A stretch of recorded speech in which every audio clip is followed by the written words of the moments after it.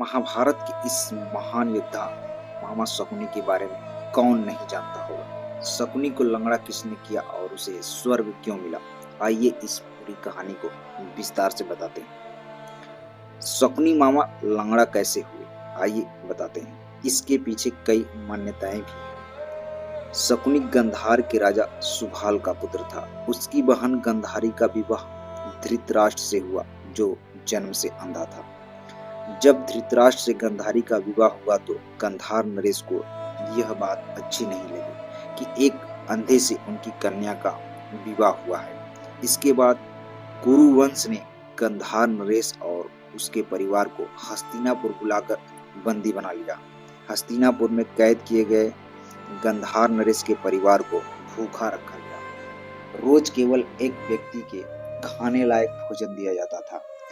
तब सबने निर्णय लिया कि शकुनी ही खाएगा और जीवित रहेगा, ताकि वह इस अपमान का बदला ले सके।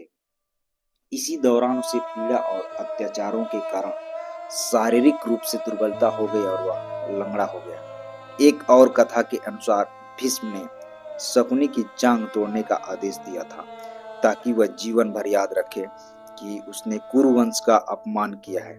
इसी कारण वह लंगड़ा हो गया। महाभारत में ऐसा वर्णन है कि शकुनी का अंत श्री कृष्ण की योजना के अनुसार हुआ। युद्ध में सहदेव ने शकुनी को वध किया।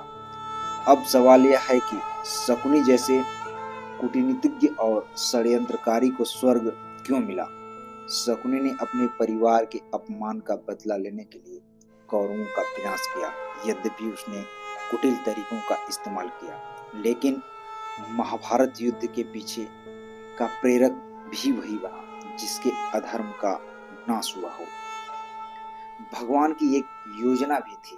महाभारत में कई पात्र नकारात्मक दिखते हैं, लेकिन वे भगवान की लीला का हिस्सा माने जाते हैं। शकुनी ने अधर्मियों कौरवों का विनाश करवाया, अतः वह भी एक न्याय व्यवस्था का उपकरण बना। उसने जो कुछ किया वह अपने परिवार की हत्या और बहन के अपमान का बदला लेने के लिए किया। इस दृष्टिकोण से देखा जाए तो उसके कर्मों में न्याय की भावना थी। यही कारण था कि उसे स्वर्ग प्राप्त हुआ। दोस्तों, अगर यह वीडियो आप लोगों को अच्छी लगी हो तो प्लीज हमारे चैनल को ज्यादा से ज्यादा सब्सक्राइब करेंगे, शेयर करेंगे, लाइक करेंगे। बहुत बहुत धन्यवाद।